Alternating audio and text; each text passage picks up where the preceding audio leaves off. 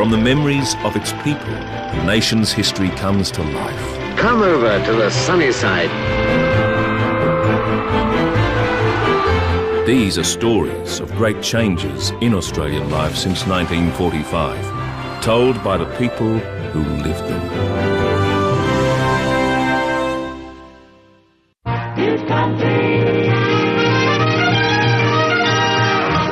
Since the end of the Second World War, Australians have been obsessed with owning their own home. This is the Butte Country, this is the Butte Country, this is the Butte Country, I wouldn't live anywhere else. A simple dwelling on a quarter-acre block in the suburbs became an Australian dream.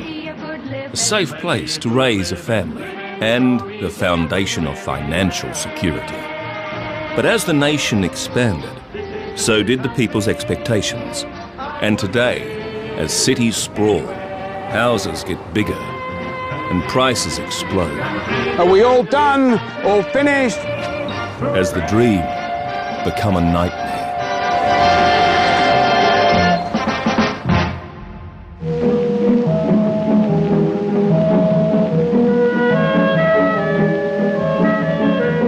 At the end of the war, the vast majority of Australia's 7.5 million people lived in the suburbs close to the major cities. Houses were small and, more often than not, crowded. This is home.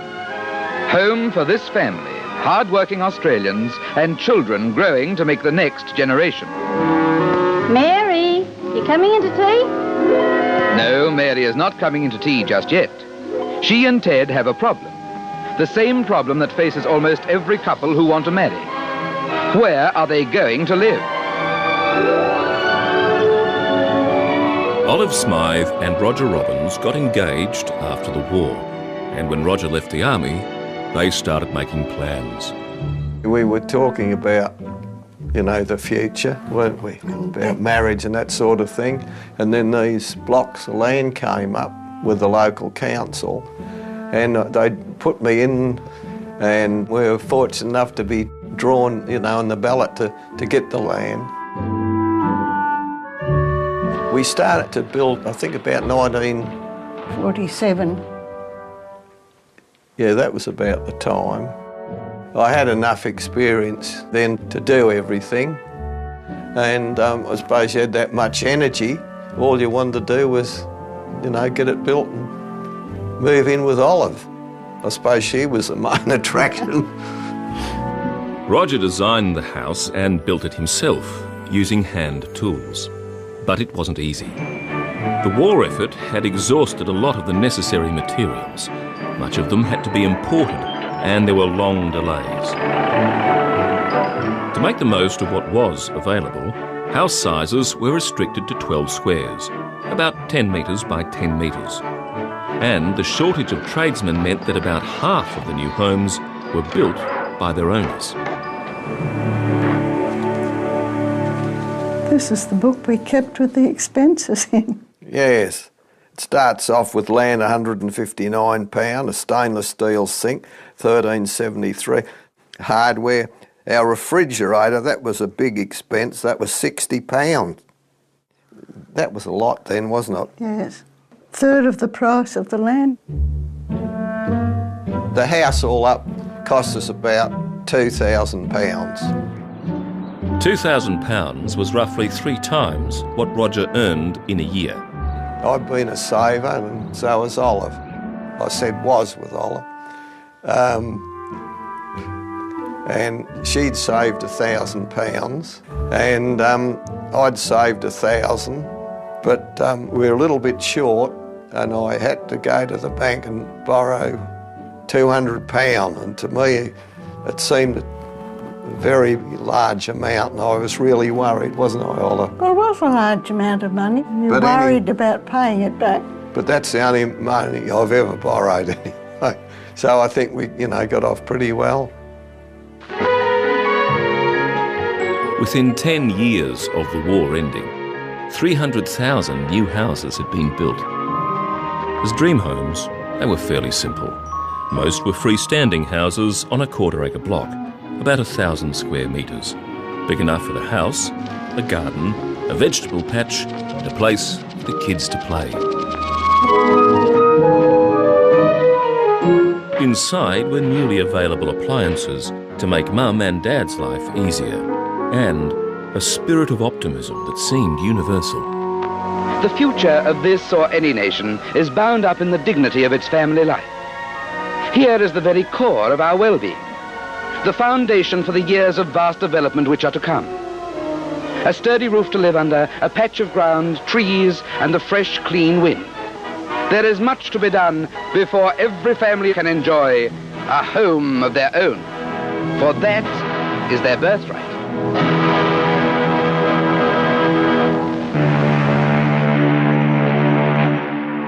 Australia's post-war building boom exposed a massive labour shortage, and a vigorous immigration campaign began. If you had skills, were white and came from Europe, the country wanted you. In the first 10 years, more than 200,000 came from Italy alone. For centuries, the small Italian landholder and his family have worked industriously and lived frugally simply to stay alive. They come to Australia, and the same habits of work and thrift come with them. Angelo and Angelina De Rossi were farm workers from Treviso, in Italy's north. After the Second War in Italy, Italia was all destroyed. We have no chance to find a job. That's why my husband said, oh, try another way.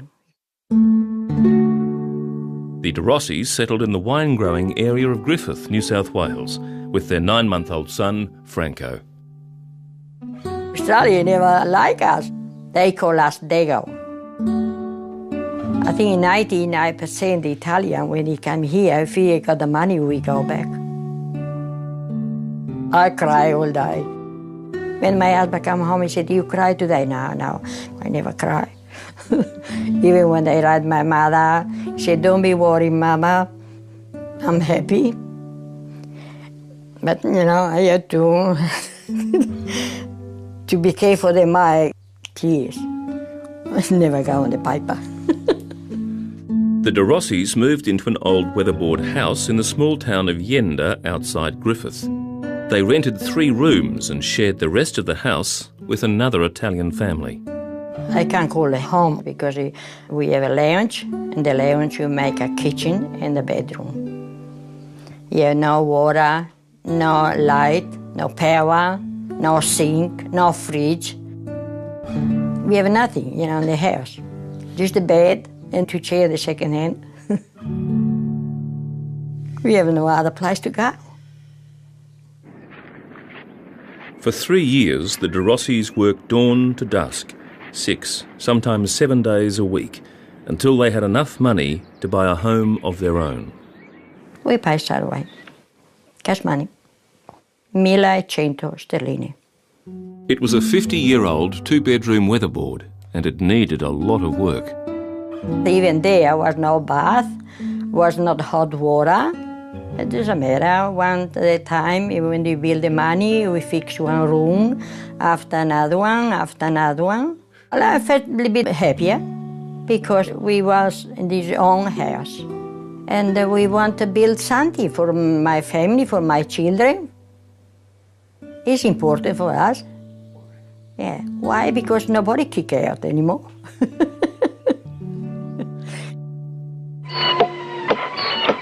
As post-war restrictions eased, more building materials became available, and the mid to late 1950s saw some of the most intense housing construction in Australia's history. One of the cheapest and most popular of the new building materials was fibrolite, an asbestos cement sheet that was hardy and fireproof. I remember the street that I lived in. There's a whole row of these, all pretty well the same, little fibro houses. Carol Burling was 4 years old when she and her family emigrated from England in 1953. The street wasn't very tidy, so there was rubble left over and there was mounds of dirt, and on the mounds of dirt were pieces of fibro, different sizes, and they were just, we played with them. We picked them up.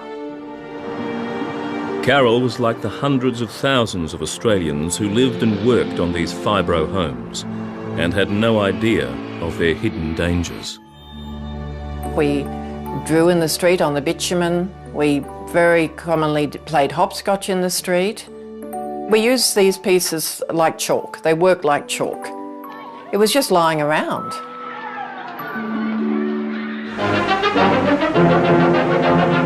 Today in Australia, Reds openly preach their gospel, flout our laws and form a growing menace to the future of this country.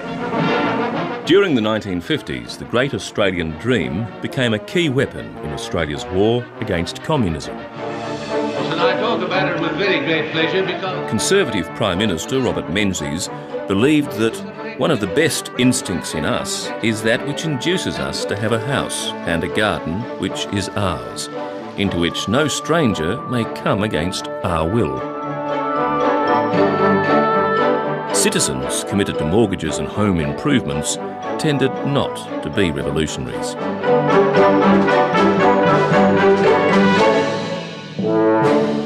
During Menzies' 17-year leadership, all kinds of federal and state housing schemes made the dream more accessible and affordable. In the early 1950s, 50% of Australia's homes were either owned or were being purchased by the people who lived in them. But by 1966, that number had risen to 75%. Kevin Duncan from Moree in New South Wales built his home with help from the Aboriginal Welfare Scheme. I was the first Aboriginal to apply for a loan. Then it was only £2,000. You can't build a house for £2,000. You might buy the material for a small home like this. It's only a 9 square home. But now to build it and paint it and all that, you want a bit more than that. So I wrote away for extra money and I got it. When Kevin left school at the age of 16, a local builder offered him a job. Served me apprenticeship with him, indented apprentice. And he wanted an Aboriginal boy, so that'd be the first tradesman. And that was me. I left school on the Friday and had the nail bag and the hammer on Monday. I didn't have much of a holiday from school. Kevin married in 1953, and within 3 years, he and his wife, Coral Joy, had saved enough to buy a block of land. You can't live with your in-laws all your life, can you? I just want to be independent, you know. I said, come on, we'll build a home, I'll see how I go. Kevin Duncan is a carpenter, and he did much of the work on the house himself.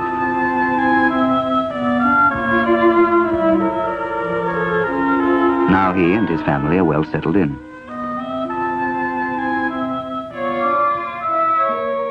We had everything. The 3 bedrooms. The 3 bedrooms, double bunks in the boys' room and the girls' room in the end room. We were not flash, but our house was beautiful. When we made that, I remember the glass door, the big bed in there you had, and the red floral carpet, and our bedroom, Karen and I had the pink, Karen had the blue, Snow White. Mum had our bedroom beautiful. We had everything. The house was beautiful. Beautiful it was. I just loved it.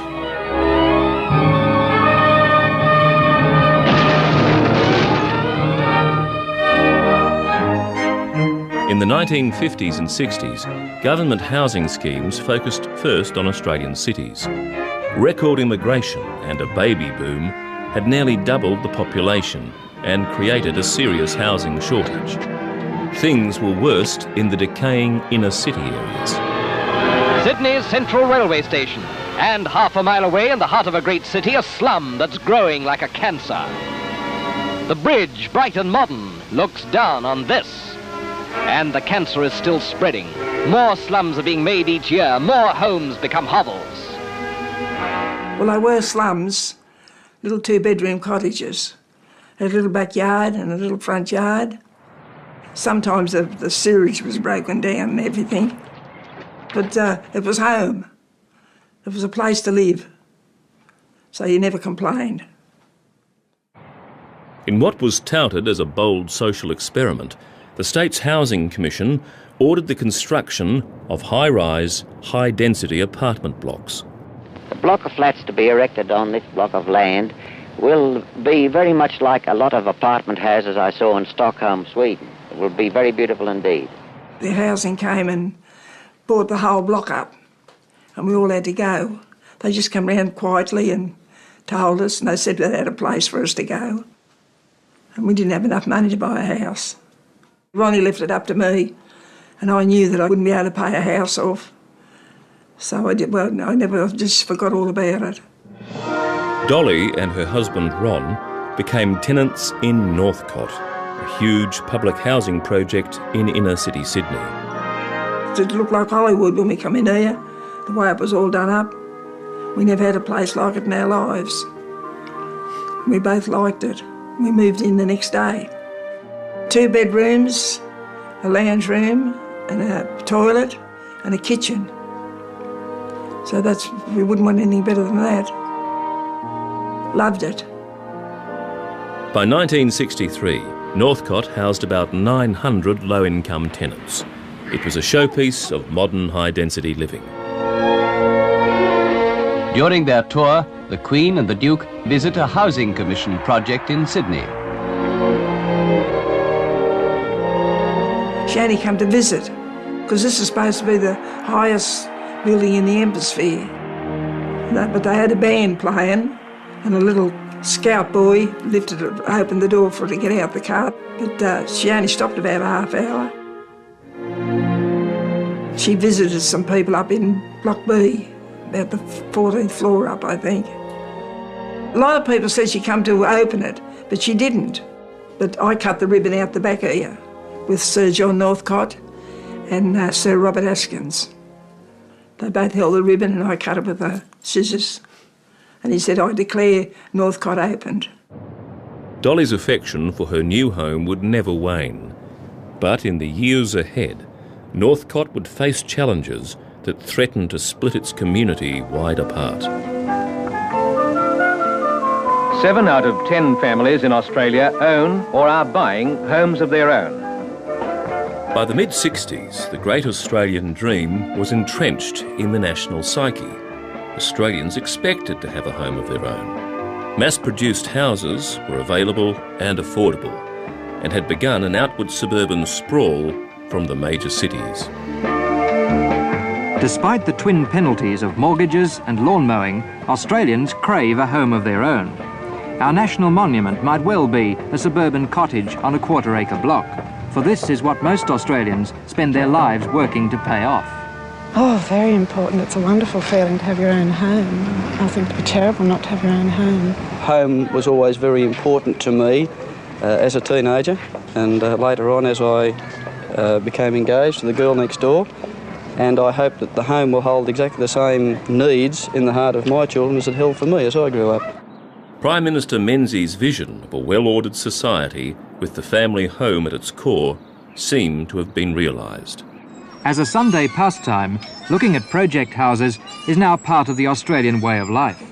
Project villages like this see more people on a Sunday than many suburban churches. The rows and rows of homogenous housing epitomised the social and political conservatism of the time. Oh yes, you've got everything. Yes, this is all you need in here. You don't need I wouldn't need any furniture in here. Life in the suburbs may have been ideal for some, but for others, its conformity and visual monotony was a cultural wasteland and a satirist's dreamscape. For I'm dying to try it in Hyatt, with the aid of those nice housing schemes, where the cream brick veneers stay hygienic for years. In Hyatt, the place of my dreams.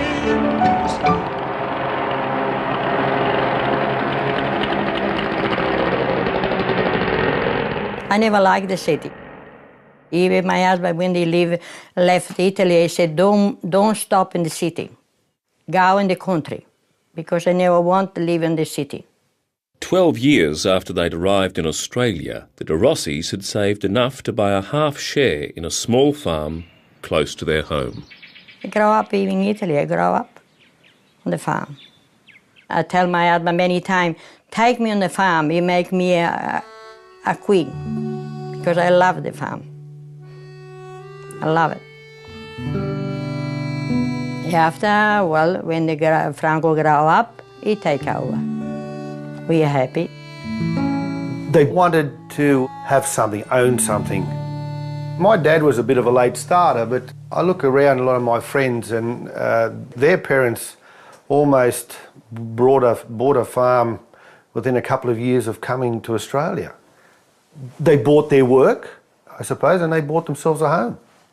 There was opportunity here. There was a lot of opportunity in those days, and they made the best of it. Frank's parents' next move in Australia would be permanent. They subdivided their acreage, left their weatherboard home, and built a new brick one next door. Mrs. De Rossi put her personal stamp on it. I dig the foundation. No, my husband never helped me. But Franco and I, we built the foundation. When they all finished, I painted all the hairs myself. I give it 3 hands, first and second hand, I painted.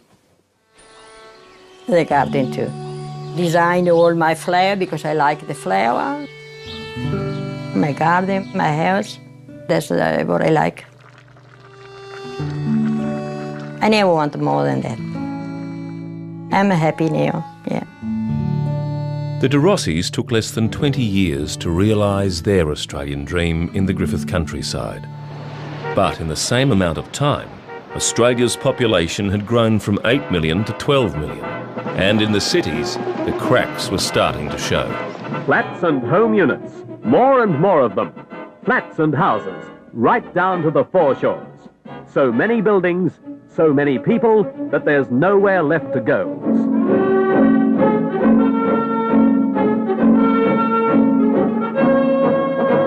More and more people crowd into more and more buildings. Australian cities in the late 1960s had become developers' playgrounds. They bought up prime real estate and began selling a new, more luxurious version of the Australian dream that was highly profitable. Double oven stoves, intercom systems, dishwashing machines, garbage disposal units. This is the marble we're using in the kitchen. It's a travertine. It's the same type of marble as used in the Colosseum. This will be the lamp we'll be using in the foyer. Here you can see we've got Louis XV style 6-light bracket. But the high-rise dream was not the one presented to potential migrants. De flesta australier kopplar av på helgerna och njuter av solen och vattnet. Australien har en mängd olika typer av bostäder att välja på. Och många immigranter lyckas så bra att de äger sina egna hem redan efter bara några år. They showed the great Australian dream. Everybody lived in a house, not in a small apartment with everybody else. And that did affect my decision to come to Australia. Bertil Klinfolt emigrated from Sweden in 1968. He met Carol Burling, whose family had emigrated from England, and they married a year later.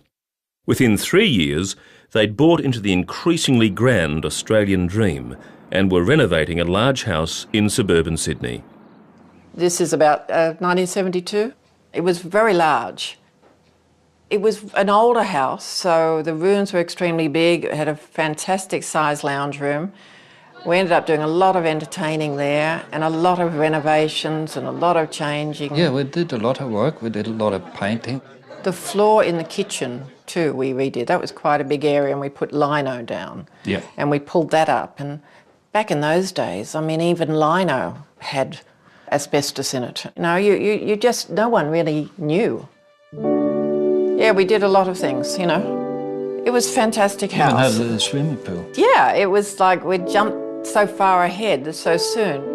That was fantastic, you know. And yes, you really felt like you were the king of the castle, you know, and you had your own home. Great.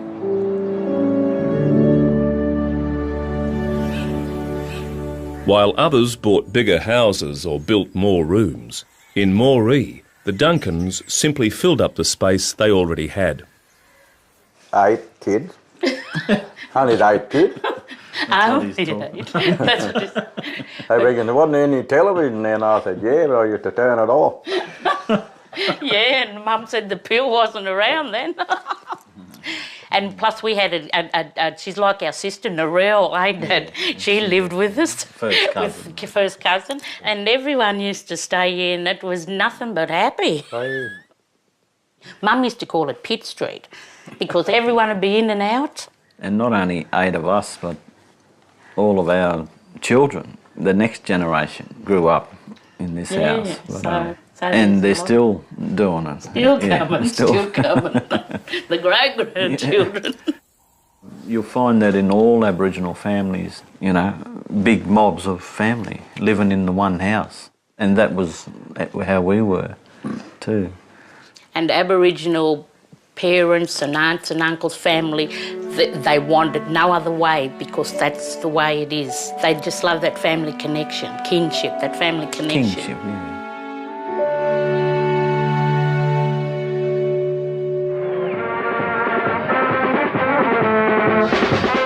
In the wine-growing country around Griffith, the roots put down by post-war Italian migrants were starting to bear fruit. Tremendous. The De Rossis were doing well. Young Frank had grown up and in 1974 married a local girl, Lucy Salvestron. And 2 weeks after the wedding, they moved into the old De Rossi farmhouse. I remember walking in here and say, yeah, this is ours, but it needs a lot of work. When I first saw it, another couple came with us, a friend of mine, and she was horrified. She said, "Oh, Lucy, you can't come and live here." It was really, really old. Well, the intention was to build a new home, but because of we'd had... lack of funds. Yeah, lack of funds, and, you know... we never had that much money. No. So everything that we bought yeah. was all... we got a loan for everything. Yeah. Their migrant parents had always paid cash, but Frank and Lucy broke with tradition and borrowed money against their grape harvest. If you wait to have the cash, you're not getting anywhere. They used the money to make a home for their expanding family and, like their parents before them, worked hard until they owned it. I can remember Lucy telling me the last payment's been made. It's all ours. It was a great feeling because it's yours, it's your home, it's your roof over your head. Nobody can put the red up on you, nobody can kick you out. Frank and Lucy's story is not unusual. Second-generation Italians have the highest rate of home ownership of any ethnic group in Australia.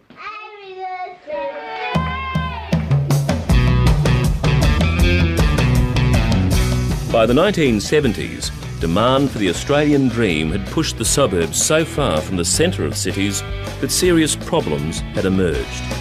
50% of the jobs in the Sydney economy are still located in the central and inner city areas. At the same time, the cost of getting to those jobs has gone through the roof.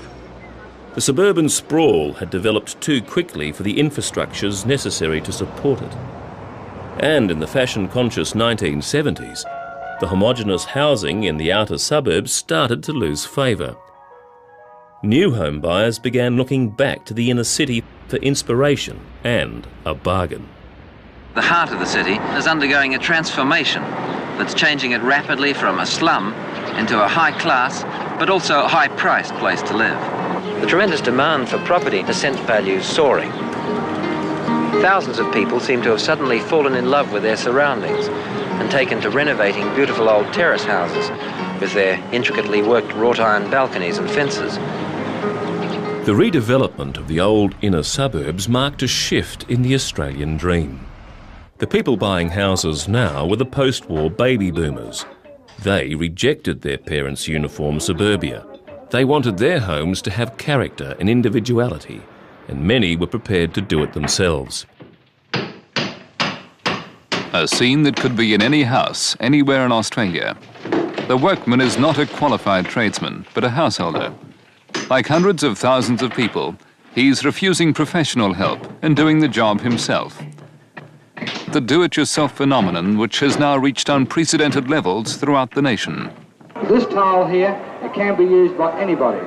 You ladies out there, I'm sure that if your husband's out at work playing golf and he comes home, you can actually have the wall, the feature wall you've always wanted. You can do this job quite easily. No job is now considered too big for the home handyman. Even the in-ground pool, with all facilities, of course. Yeah, do-it-yourself market, people want to get in and do the job themselves. Self-satisfaction too, you know, they get self-satisfaction out of doing the job himself, saves money. I'm very much a jack of all trade, just knocking a wall down or painting or tiling or whatever. In 1978, the Clinfolt family had grown, so they moved to a larger house and started renovating again. We painted up the kitchen, we redid the bathroom. Their work reacquainted them with an ever-present building material. There was a fair few sheets of fibre on that house that were cracked too. And I remember us going up and buying them and redoing it and repainting it. It was a very dingy white colour, and we chose a more muted mustard yellow. It sounds terrible, but it was a good colour back in those times. And we repainted it. And we had to sand it back, of course, first, before we did all that. The garden was a big part of the house to us. It was a very large block of land, and it was very child-friendly. Very happy times in that house. Yeah. It was a comfy place. I think it's a big difference between a home and a house, you know. The home is what the people in the house make it, you know. And I think we always lived in homes, we never lived in a house type thing, you know. The Clinfolts only stayed in this home for 2 years, then left to pursue work opportunities overseas. When they returned, the great Australian dream would be in overdrive and almost out of reach.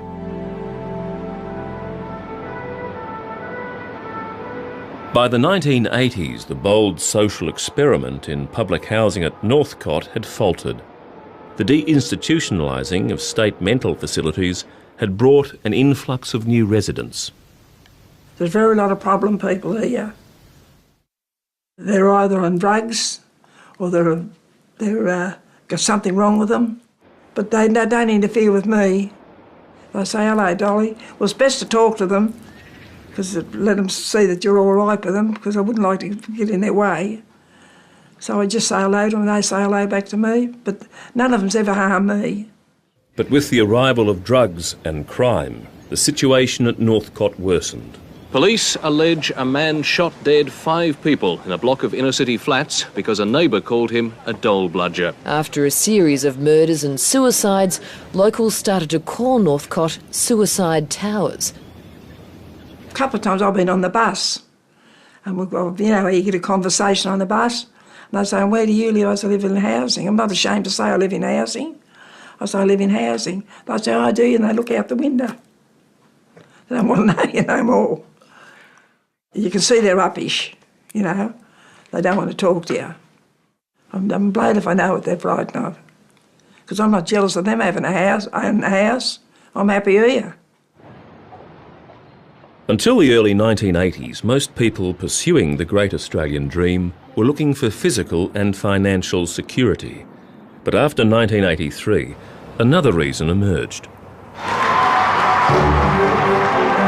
The Hawke Labor government swept into office, and Treasurer Paul Keating began a series of bold economic reforms.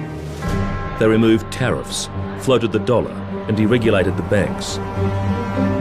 The Australian economy was thrust into the international market. Overseas capital flooded in. There were cheaper loans, and Aussie home buyers were quick to take advantage.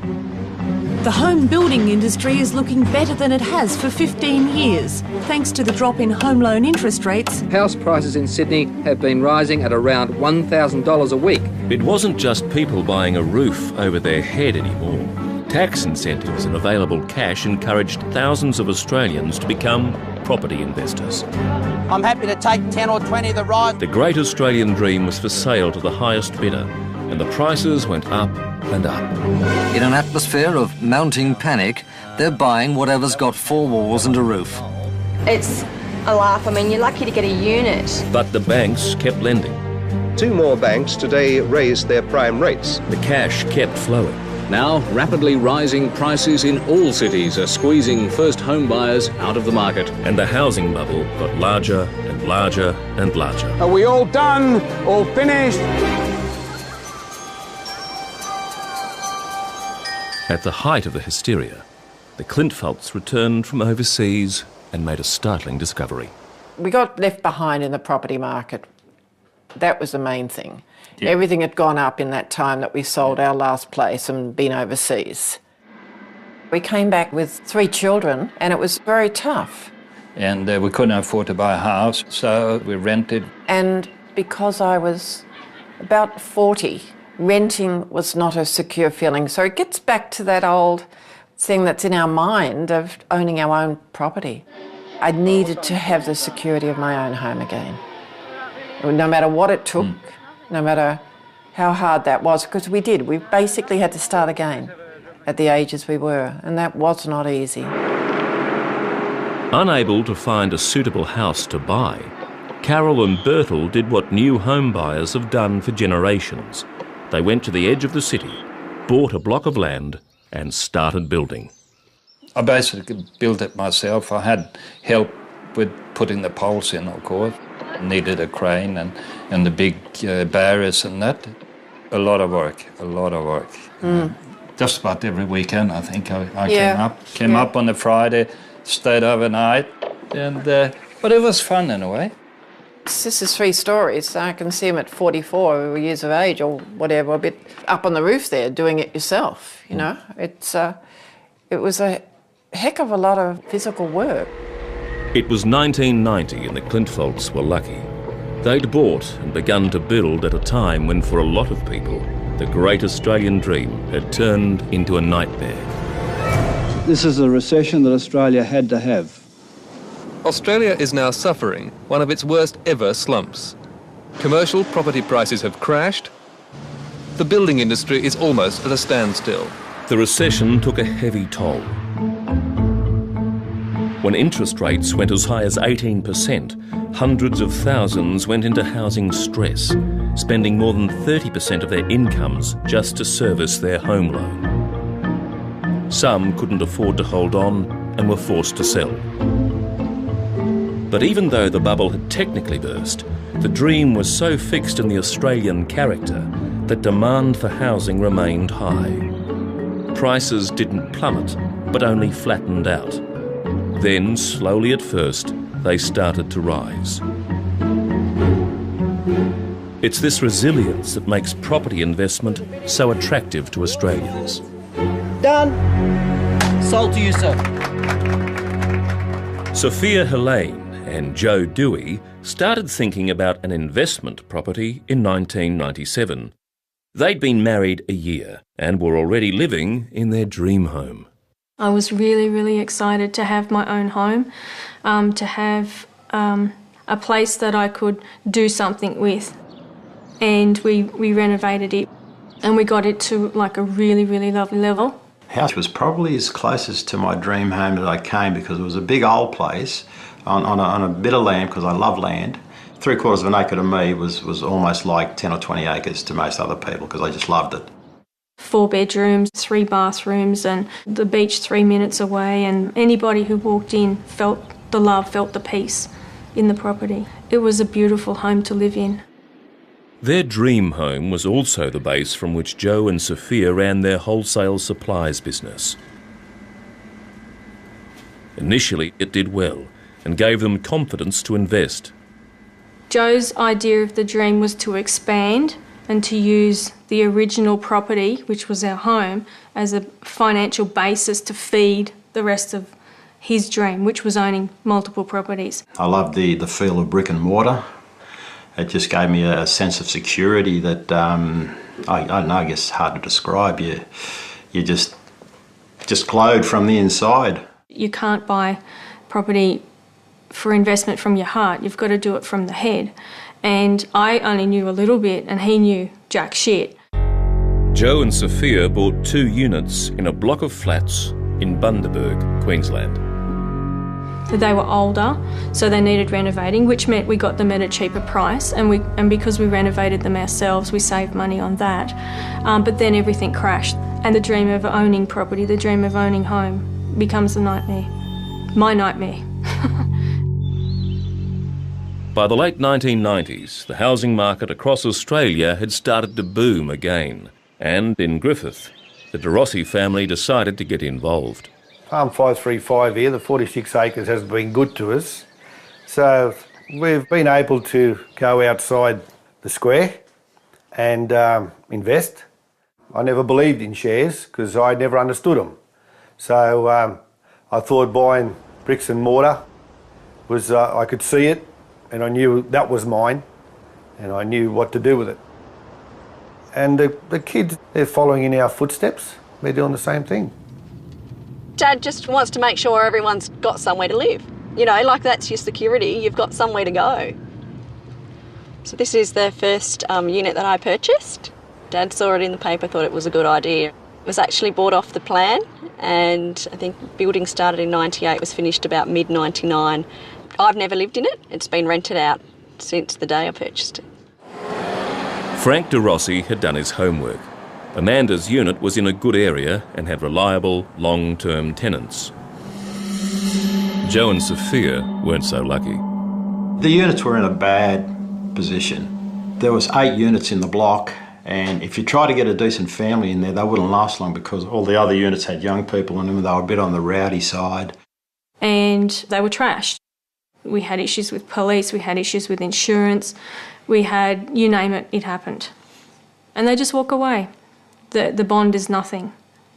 And it's us, the owner of the property, that pays for that. When the dream becomes the nightmare. Whilst Joe and Sophia were enduring their nightmare, many others couldn't get into the property market at all. Lower interest rates, easier access to money, and population growth have led to house prices doubling in the past decade. For 50 years after the Second World War, the average home had cost 3 to 4 times the average salary. But by 2005, that ratio had doubled, and in the big cities, it would go even higher. For low and middle income Australians struggling to find rental accommodation, the prospect of ever actually owning their own home was even more remote. The kids have had to rent at times. Only Renee? Only for short periods. But then we'd quickly work out the sums and say, well, it's not worth it. You're better off, well, we're better off buying something for you. And that's what we did.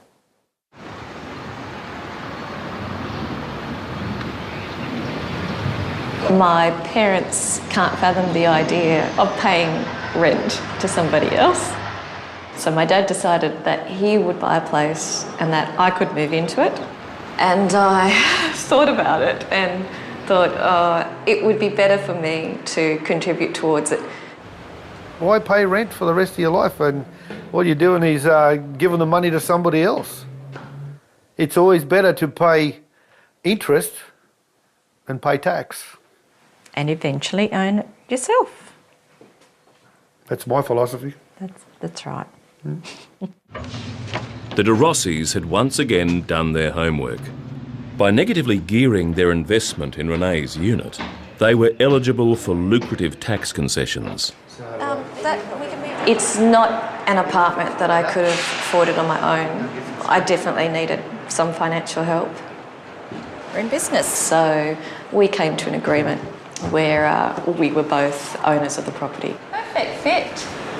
And that made me feel much better.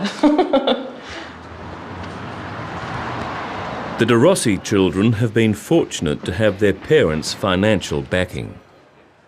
When Joe Dewey and Sophia Helene's wholesale supplies business started losing money, they were forced to rent out their dream home on the coast and move to Sydney.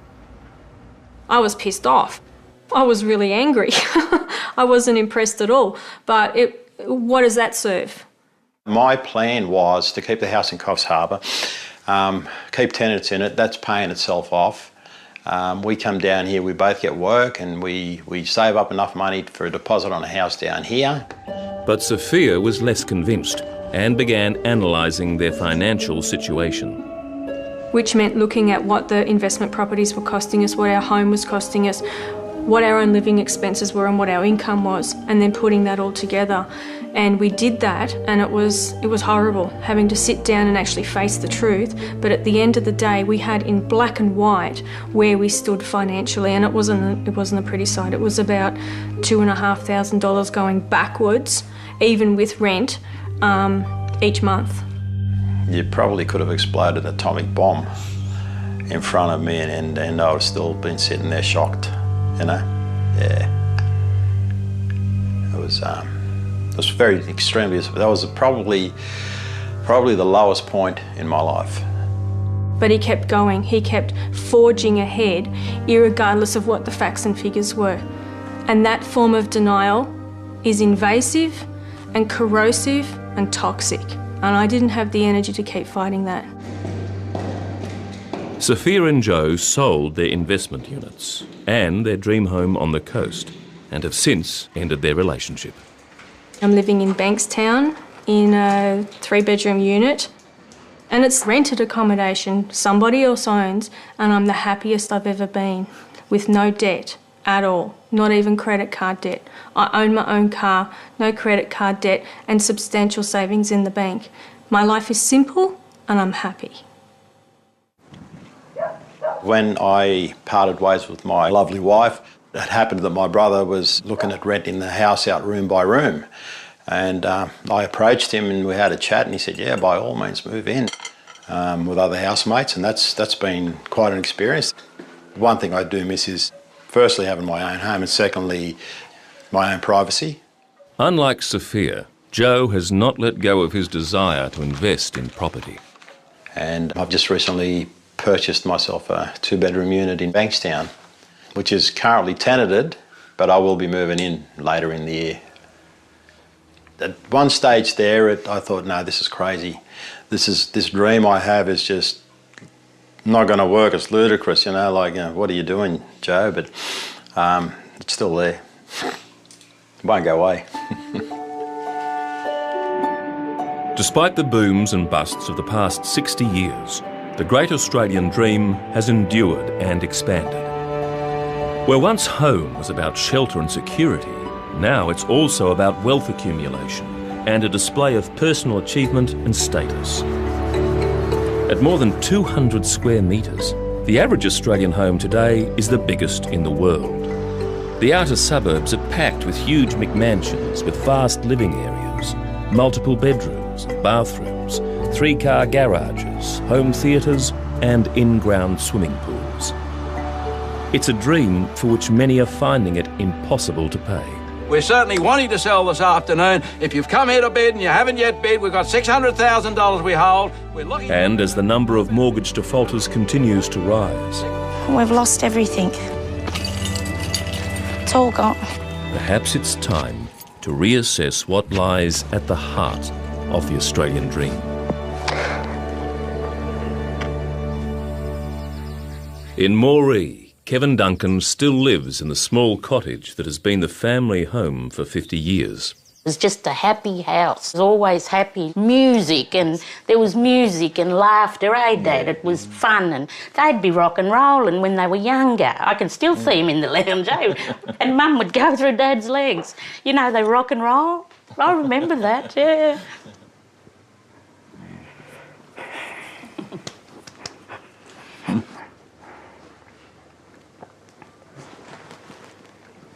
Just looking up there.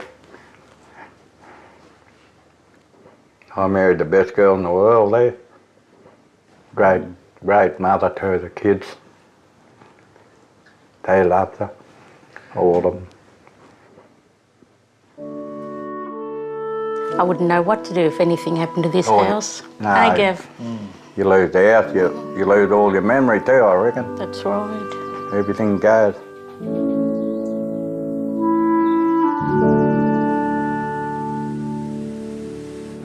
In an outer suburb of Sydney, Carol Clintfolt is living in the dream home she and her husband began building 15 years ago. But a life lived amongst construction and renovations has taken a toll. After all this and all the different things we've done in life, all the renovations, I end up with mesothelioma.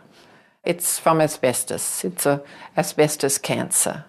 And here I am just over 3 years, and I'm so blessed to be here because I was given 6 to 9 months to live. So what am I doing here? Goodness knows. I think this place has done a lot for my well-being.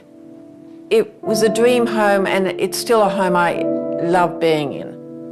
In every other respect, it's a good time in my life. This is a bizarre part, you know, and yet I've got this illness, so I just want to keep on going because the ambience I get from here is, I feel very therapeutic, and it's the best thing for me at the moment in our lives. Meant to be.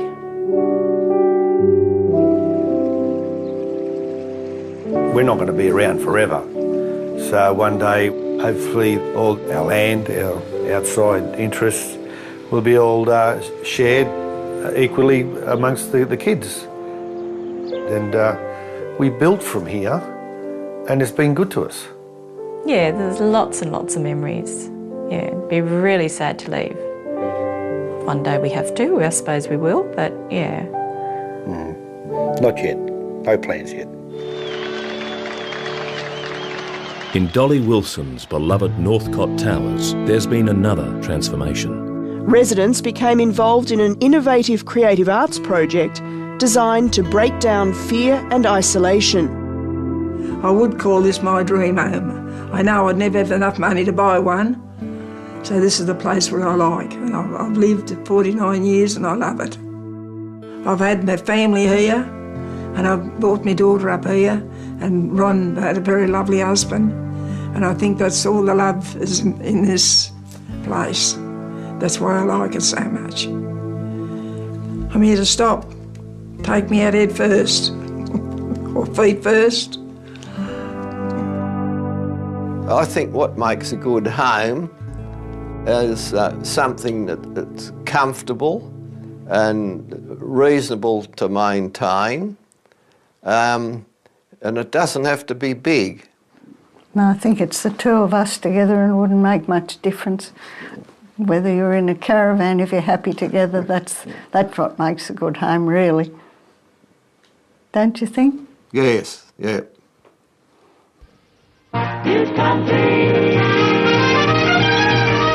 Australia's population today is over 22 million, and finding an affordable place to live has never been more difficult. Predictions are that in 2050, the population will be close to 40 million. No doubt most Australians then will have ambitions to own their own home.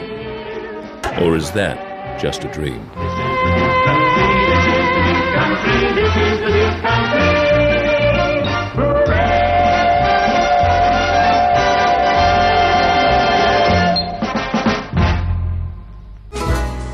Next time, the making of modern Australia explores the changing rhythms of the Australian heart.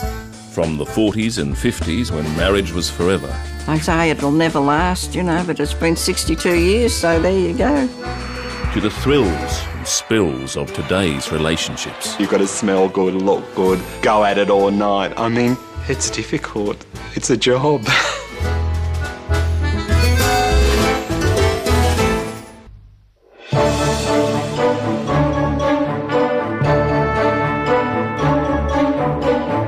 The Making of Modern Australia returns next week. And you can share your story by visiting the special website. Just go to abc.net.au/makingaustralia. On Sunday, our adventure to explore the natural world continues as Sir David Attenborough presents the breathtaking series Life, 7:30 Sunday night on ABC One. But stay with us now for the Botany of Desire.